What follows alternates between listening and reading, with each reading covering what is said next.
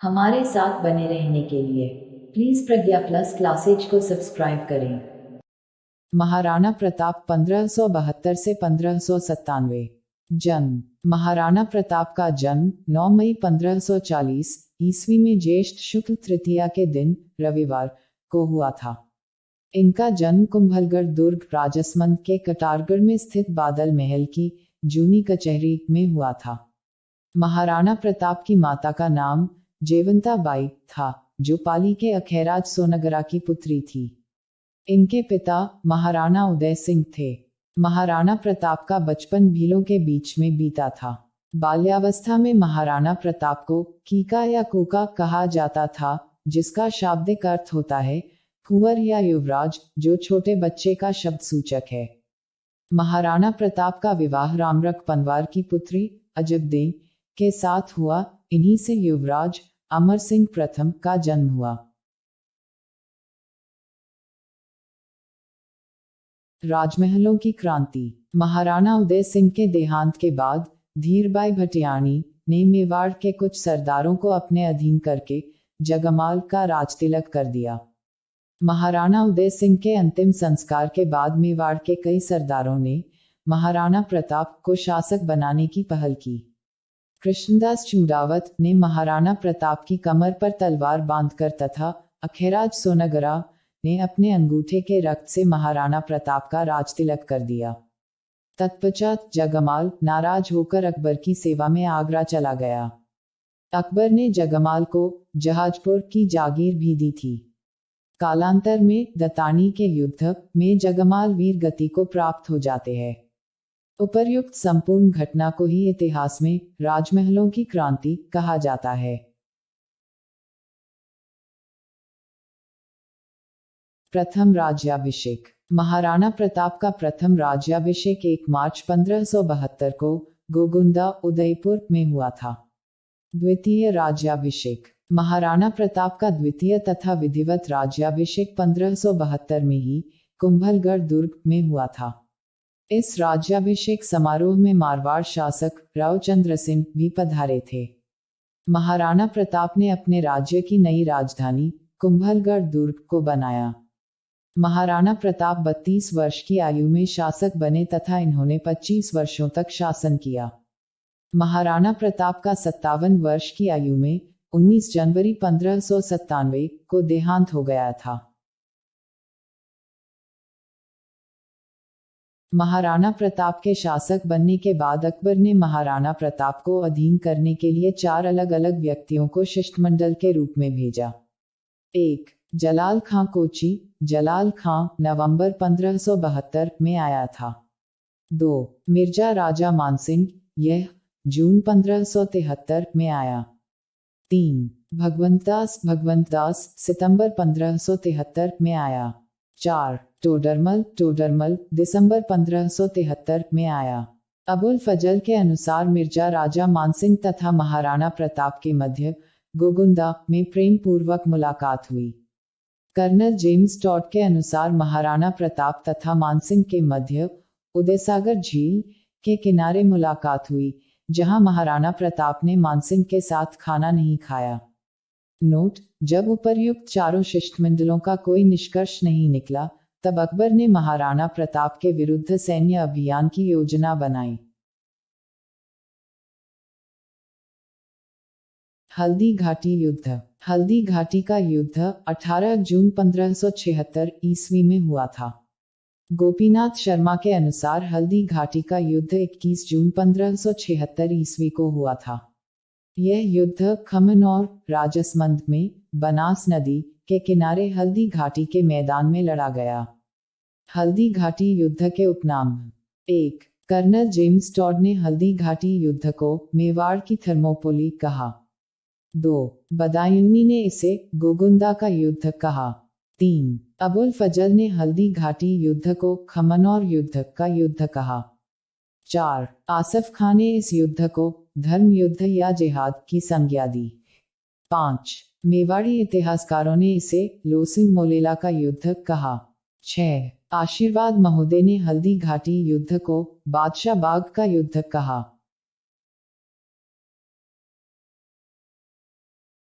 अल बदाऊनी, यह हल्दी घाटी युद्ध में उपस्थित एकमात्र इतिहासकार था। इन्होंने हल्दी घाटी युद्ध का प्रत्यक्ष वर्णन अपनी पुस्तक मुंतखाब उत तवारीख में किया। इन्होंने इस युद्ध में अपनी दाढ़ी राजपूतों के खून से रंगी। बदाऊनी ने हल्दी घाटी युद्ध को गोगुंदा का युद्ध कहा। अकबर ने हल्दी घाटी युद्ध की रूपरेखा अजमेर में स्थित मैगजीम दुर्ग या अकबर के किले में बनाई। महाराणा प्रताप ने हल्दी घाटी युद्ध की रूपरेखा कुंभलगढ़ दुर्ग में बनाई थी। अकबर की सेना के अग्रभाग या हरावल भाग का नेतृत्व मिर्जा राजा मानसिंह ने किया। यह अकबर की सेना का सेनापति था। महाराणा प्रताप की सेना के हरावल भाग का नेतृत्व करता तथा सेनापति हाकिम खां सूरी थे। अकबर की सेना के चंदावल भाग अर्थात पिछले भाग का नेतृत्व आसफ खां ने किया। महाराणा प्रताप की सेना के चंदावल भाग के नेतृत्व करता भील सेनापति पुंजाजीत थे। श्यामलदास दधवाड़िया के वीर विनोद ग्रंथ के अनुसार मुगल सेना 3,20,000 की थी, जबकि मेवाड़ी सेना सिर्फ 80,000 की थी। अर्थात मुगल सेना तथा मेवाड़ी सेना का अनुपात 4:1 था। अकबर ने मिर्जा राजा मानसिंह को मुगल सेना का नेतृत्व देकर मेवाड़ की ओर प्रस्थान करवाया, जहां मानसिंह ने मुगल सेना को 21 दिनों तक मांडलगढ़ भीलवाड़ा में पहाड़ी युद्ध का प्रशिक्षण दिया। महाराणा प्रताप ने पहाड़ी युद्ध ना करके मैदानी युद्ध करने की योजना बनाई थी। महाराणा प्रताप मुगल सेना के मांडलगढ़ आने का समाचार मिलने पर मेवाड़ी सेना को कुंभलगढ़ दुर्ग से गोगुंदा ले गए। मोलेला गांव राजसमंद, मुगल सेना ने हल्दी घाटी युद्ध से पहले अपना अंतिम शिविर मोलेला गांव में लगाया था। लोसिंग गांव राजसमंद, हल्दी घाटी युद्ध से पहले महाराणा प्रताप ने अपना अंतिम शिविर लोसिंग गांव में लगाया था। हल्दी घाटी युद्ध में मिर्जा राजा मानसिंह मर्दाना हाथी पर आया था। महाराणा प्रताप के घोड़े का नाम चेतक था तथा महाराणा प्रताप के हाथी का नाम राम प्रसाद था। हल्दी घाटी युद्ध में महाराणा प्रताप की सहायता करने वाले प्रमुख व्यक्ति राम सिंह तंवर ग्वालियर। राम सिंह तंवर अपने 6 पुत्रों सहित इस युद्ध में वीर गति को प्राप्त हुए। इनकी छत्रियां हल्दी घाटी मैदान में स्थित है। झालाबीदा, झालाबीदा ने हल्दी घाटी युद्ध में महाराणा प्रताप का राजमुकुट धारण किया और वीर गति को प्राप्त हुए।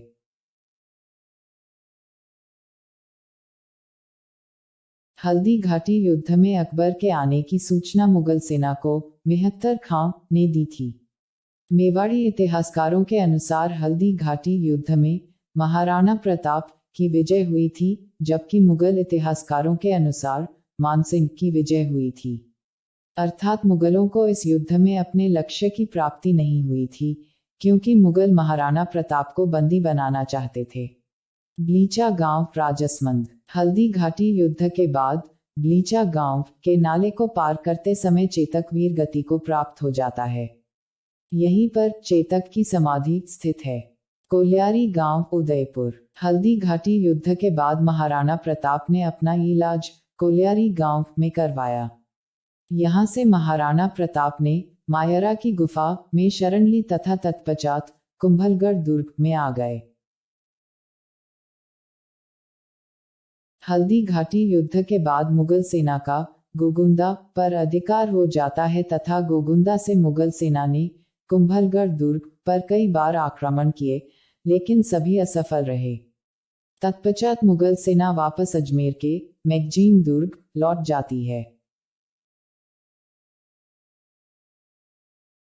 कुतुबुद्दीन खां, भगवंतदास तथा मानसिंह का आक्रमण।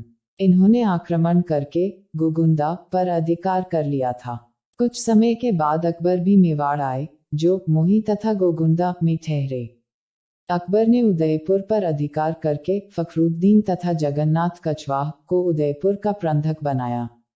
अकबर ने उदयपुर का नाम बदलकर मोहम्मदाबाद रख दिया। अकबर ने मुजाहिद बेग खां को गोगुंदा का सूबेदार बनाया तथा अकबर अपने सेनापतियों के साथ वापस आगरा चले गए। अकबर के वापस आगरा जाते ही मेवाड़ी सेना ने मुजाहिद बेग खां को मारकर पुनः गोगुंदा पर अधिकार कर लिया। तब अकबर ने क्रोधित होकर भारी सेना के साथ मेवाड़ पर आक्रमण करने के लिए शाहबाज खां को भेजा।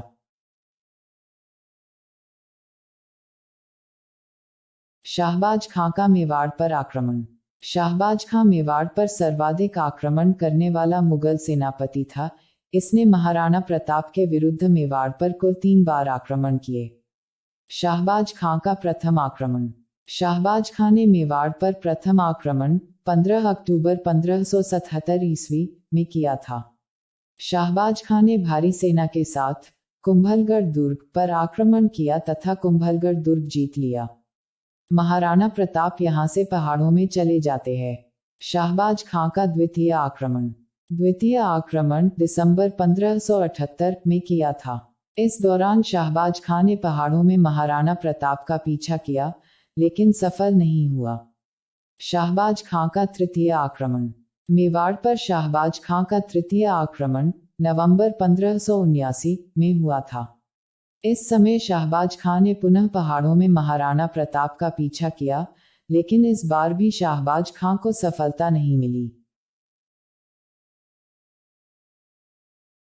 अब्दुल रहीम खान ने खाना का आक्रमण।